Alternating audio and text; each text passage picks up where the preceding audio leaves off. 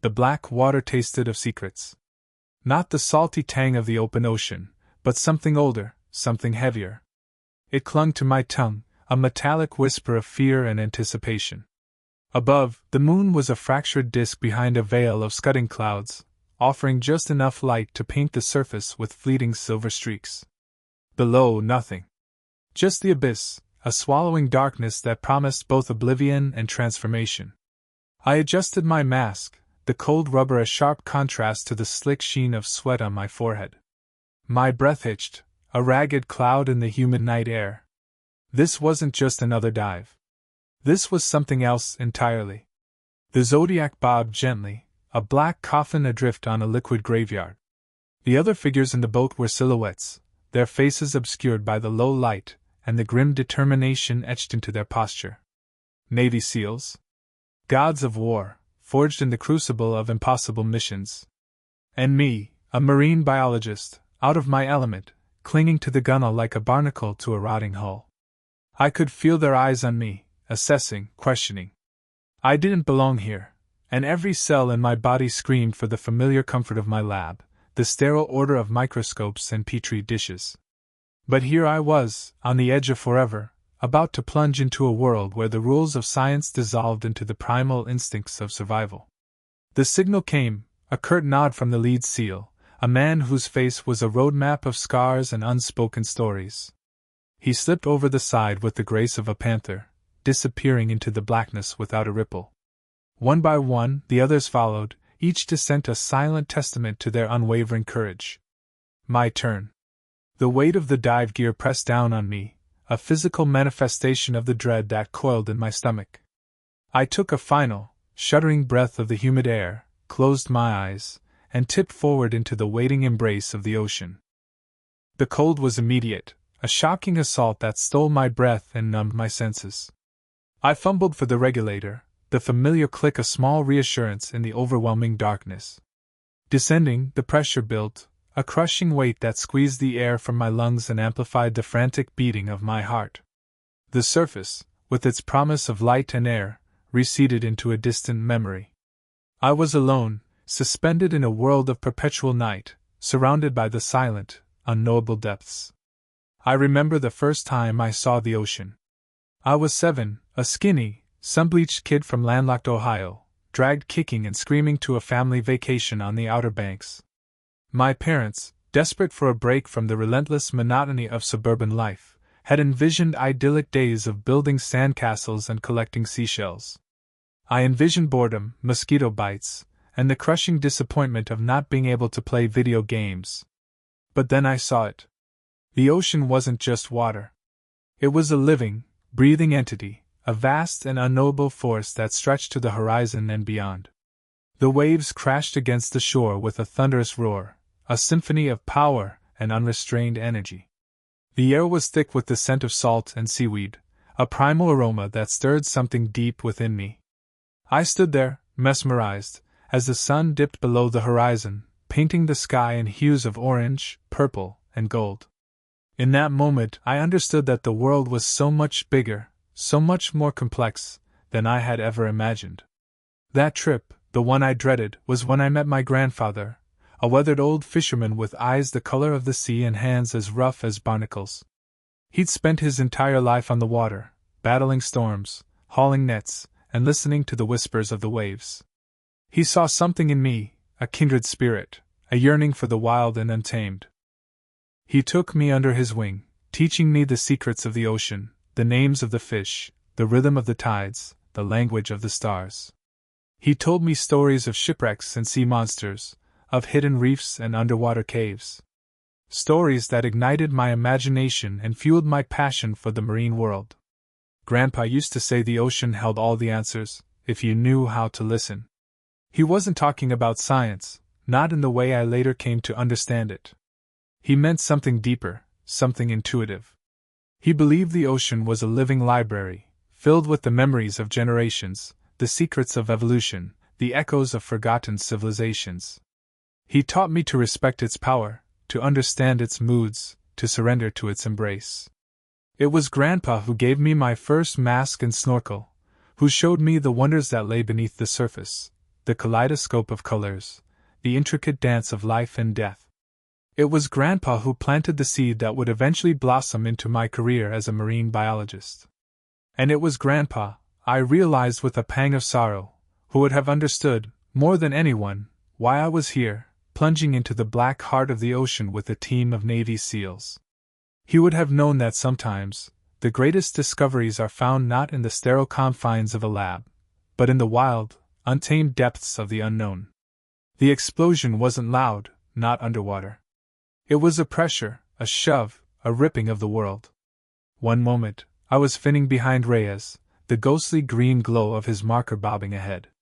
The next, everything turned inside out. The water roared in my ears, a sound that wasn't sound but a vibration deep in my bones.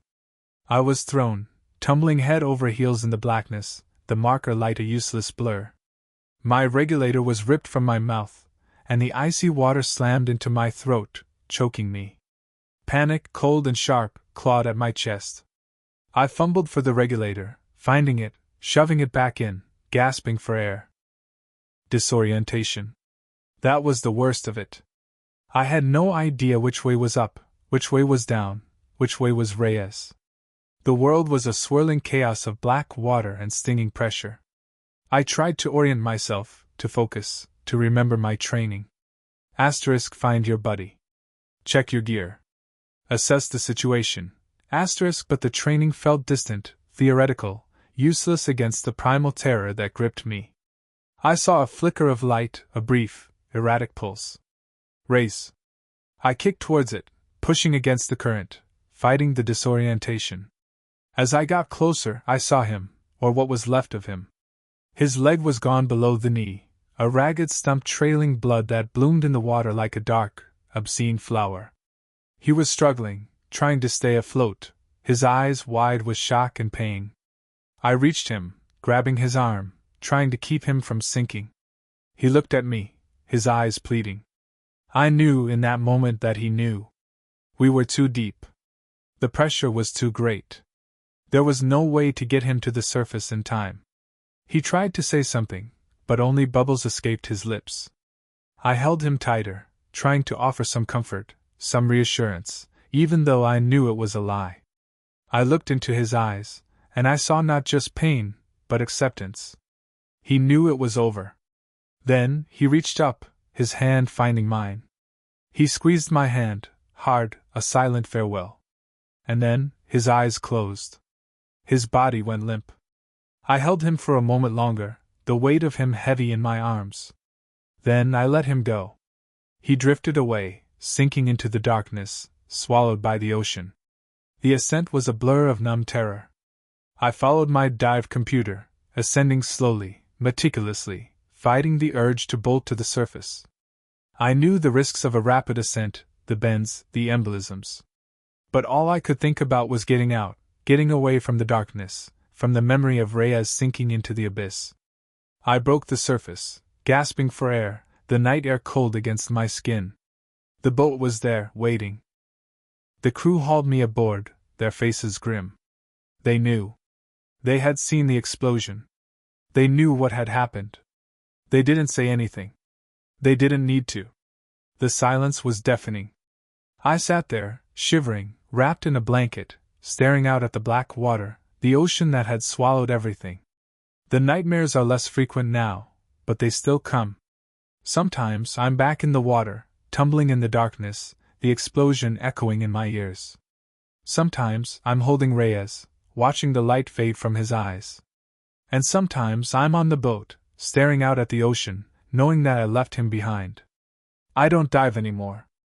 I can't. The water feels different now, colder, more menacing. It's not the thrill of exploration, the challenge of the unknown. It's just a vast, empty grave. I tried therapy years ago.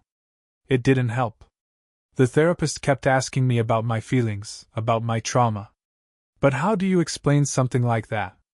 How do you explain the feeling of holding a man as he dies, the weight of his life slipping away in your hands? How do you explain the guilt, the shame, the knowledge that you could have done more, that you should have done more, even though you know it's a lie? I see his face sometimes, in crowds, in reflections, in the faces of strangers. It's always the same expression, a mixture of pain and acceptance. He's not accusing me, not blaming me. He's just there, a reminder of what happened, of what I lost. My wife tries to understand. She holds me when I wake up screaming, wipes the sweat from my brow. She tells me that it wasn't my fault, that I did everything I could. But she doesn't know. She can't know. She wasn't there. I live a quiet life now. I work a desk job. I spend my evenings at home, reading, watching TV. I try to avoid the news, the stories of war, of loss, of death. But they always find me. They're always there, lurking in the shadows, waiting to remind me of what I've done, of what I've lost. Sometimes, late at night, when everyone else is asleep, I go outside and look at the ocean. It's always there, vast and indifferent, a silent witness to everything that has happened. I stare out at the black water, and I wonder if Reyes is still down there, if his spirit is still wandering the depths. I wonder if he's found peace. I wonder if I ever will. The ascent felt agonizing, not just physically, but emotionally. Each kick of my fins was a step further away from the ghost of Reyes, from the silence where his memory echoed. The nitrogen narcosis had lifted, leaving a hollow clarity in its wake. The beam of my light sliced through the inky water, a desperate plea against the encroaching darkness. I could feel the pressure easing, the oppressive weight of the ocean relinquishing its hold. Back on the Zodiac, the air tasted clean and sharp, a brutal contrast to the thick, salty brine I just left behind. Miller reached a hand to help me aboard, his face etched with concern. He didn't say anything, just gripped my arm, a silent acknowledgement of the ordeal. I sat there, shivering uncontrollably, the thermal suit doing little to combat the cold that had seeped into my bones. The journey back to the ship was a blur. The rhythmic thrum of the engine, the splash of waves against the hull, the distant constellations glittering above, it all felt surreal, detached. I was a shell, emptied by the ocean, filled only with the lingering presence of Reyes. Later, in my cramped cabin, I peeled off the wetsuit, the cold metal of the zipper biting against my skin. I stood under the scalding shower, letting the water wash away the salt, the grime, the memory of the abyss. But it was no use. The ocean had marked me, branded me with its secrets. I found the small, waterproof case I had brought. Inside, nestled in foam, was the photograph. Reyes, younger, his eyes full of life, standing beside his wife and daughter. A wave of grief crashed over me, a tsunami of sorrow that threatened to pull me under. I clutched the photograph to my chest, the paper cool against my skin. Then I saw it. On the back of the photograph, almost hidden by a crease, a faint inscription. It was Rhea's handwriting. I knew it instantly. A single word, scrawled in faded ink. Aurora. Aurora. The name echoed in my mind, a key unlocking a hidden chamber. Aurora. It wasn't a place, not a person. It was a program. A highly classified, deeply buried program Reyes had been investigating before his death. A program that involved experimental sonar technology, the kind that could potentially disrupt marine life on a massive scale, the kind that could drive a whale to beach itself. The beachings. They weren't random. They were connected. Reyes knew too much, and he was silenced. The accident wasn't an accident at all. The weight of the revelation was crushing. I understood now. The Navy wasn't just covering up an accident. They were protecting a secret, a dangerous secret that could have devastating consequences. And Reyes had died trying to expose it. I knew what I had to do. The next morning, I walked onto the bridge, my resolve hardening with each step. Admiral Hayes was there, his face a mask of controlled authority. I placed the photograph on the table in front of him. He knew, Admiral, I said, my voice steady despite the tremor in my hands. About Aurora. About the sonar. About the beachings. Hayes' face didn't flinch. Lieutenant, he said, his voice dangerously low. You don't know what you're talking about. I do, Admiral. And I have proof. I held up the waterproof case. I'm going to the press. I'm going to expose Aurora. Reyes deserves justice, and the ocean deserves to be protected. A long silence hung in the air, thick and heavy. I met Hayes' gaze, refusing to back down. I saw a flicker of something in his eyes, not fear, but resignation. He knew I wouldn't be silenced. "You're making a mistake, Lieutenant," he finally said, his voice weary. "Maybe," I replied. "But it's a mistake I have to make." The aftermath was a storm. The press descended, the Navy launched an internal investigation, and the truth about Aurora slowly began to unravel. There were denials, accusations, and political maneuvering, but the evidence was undeniable. The program was shut down, and those responsible were held accountable. It was a messy, painful process, but it was necessary. I left the Navy shortly after, haunted by the memory of Reyes and the darkness I had seen in the ocean. But I also carried a sense of purpose, a commitment to protecting the fragile beauty of the underwater world.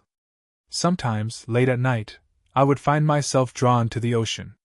I would stand on the shore, listening to the rhythmic crash of the waves, feeling the cool spray on my face. And I would remember Reyes, not as a ghost in the abyss, but as a man who had given his life to protect something he believed in. The ocean had swallowed him whole, but his truth had finally surfaced. And in that truth, there was a glimmer of hope, a promise that even in the deepest darkness, the light can still find its way. The ocean had taken much, but it had also given me a purpose. A purpose to remember, to protect, and to never forget the sacrifices made in the silent depths.